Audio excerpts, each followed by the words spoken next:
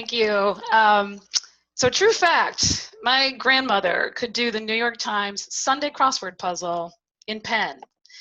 She was also a voracious reader. You could see her getting into her green Malibu convertible, roof down, scarf over her hair, movie star sunglasses on her face, and driving off to the library to get a dozen or so books for her week. Now, my brother and sisters and I all called her Sam. We don't really know why, but that's what we called her. It's still up in the air why we called her Sam. And when she'd come to visit us, we'd sing, Sam, Sam, the garbage man. And she would just laugh. She had a wonderful, deep, rolling kind of laugh. When I was very young, I went to spend a couple of days with her. Again, no one can quite remember why I did, but I did. And I have a couple of memories from that trip there. One of them is a newspaper article, and it was from her local paper in the society page. And it said, Little Miss Melissa Ann Pollard, 4:30, visited her grandmother, Mrs. Walter Howard Pollard. And it went on to talk about my grandmother and how she sang with the women's group, the Sweet Adelines, and how she traveled around the world 1.5 times. And I still have actually some souvenirs from her trips. I have a little sculpted camel from Egypt and a couple of metal figures of Don Quixote and his sidekick Sancho from Spain. But the winner is this black and white photograph of my grandmother sitting astride a camel. And you can see the Sphinx in very good shape and a pyramid in the background. She's wearing what I'd call a traveling suit. It's a straight skirt below the knee, a matching jacket, a hat, and leather gloves, of course. And I can't quite say that she looks like she belongs there, but she looks awfully confident too, like, of course I'm riding a camel in a straight skirt. So the other memory I had when I stayed with her, it was a Tuesday afternoon. Her regular bridge group was coming over, and I was told to go amuse myself. So I did what any 4-year-old would do when I found a well-sharpened pair of scissors. I went into her bedroom, I sat on the floor of her closet, and I proceeded to cut small triangles in the hems of those well-tailored suits of hers. I never went back by myself to my grandmother's after that.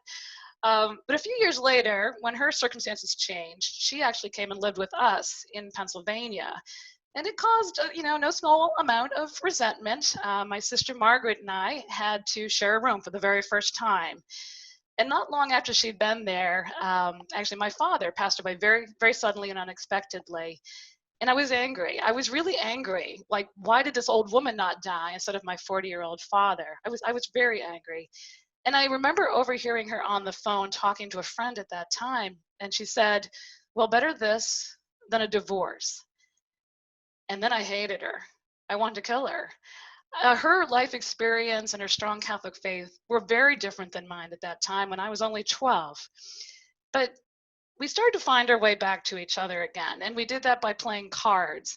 Every Friday or Saturday night, we'd set up her old card table and a folding chair for me, and she would teach me card games. I mean, she taught me Casino and Canasta, Russian Bank, Spite and Malice, oh hell, you name it.